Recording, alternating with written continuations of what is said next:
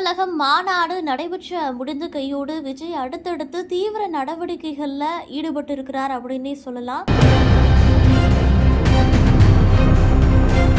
2026 தேர்தலை குறிவைத்து தற்போது விஜய் அரசியலில் இறங்கி இருக்கிறாரு. இந்த தேர்தலுக்கு முன்பாகவே 2 கோடி உறுப்பினர்களை தமிழக வெற்றி கழகத்தில் இணைத்திட வேண்டும் அப்படிங்கிற ஒரு உத்தரவை பிறப்பித்திருந்தார். அதன் பிறகு ஆண்ட கட்சி ஆளும் கட்சியினுடைய ஊழல் பட்டியலை தயார் செய்யுங்க அப்படின்னு ஒரு உத்தரவை போட்டிருந்தார். இப்போ அடுத்த நடவடிக்கைகள்ல விஜய் இறங்கி இருக்கிறார்.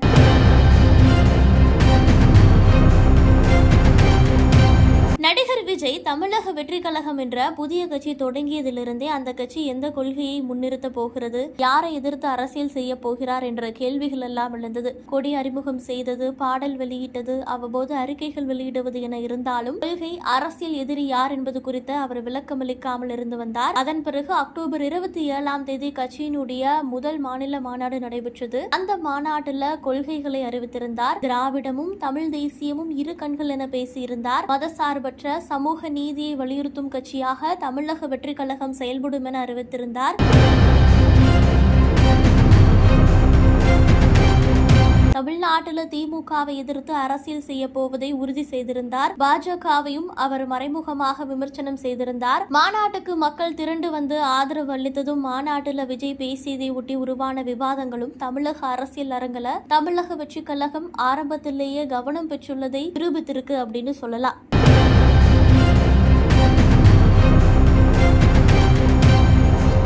இந்த வருடத்தினுடைய கடைசிக்கு வந்துட்டோம். இந்த சமயத்தில் 2026 தேர்தலுக்கு இன்னும் சில மாதங்கள் இருக்கிறது அப்படின்னு சொல்லலாம். ஒரு வருடம் இருக்கிறது. இந்த நிலையில தமிழக வெற்றி கழகம் தீவிர நடவடிக்கைகளை மேற்கொண்டு வருகிறார்கள். தற்போது தமிழக வெற்றி கழகத்தின் 120 மாவட்ட செயலாளர்கள் நியமனம் செய்யப்பட இருப்பதாகவும் மாவட்ட செயலாளர்கள் குறித்த பட்டியல் தயாராகிவிட்டதாகவும் அதனை கட்சியின் தலைவர் விஜய் இறுதி செய்து விட்டதாகவும் சொல்லப்படுகிறது.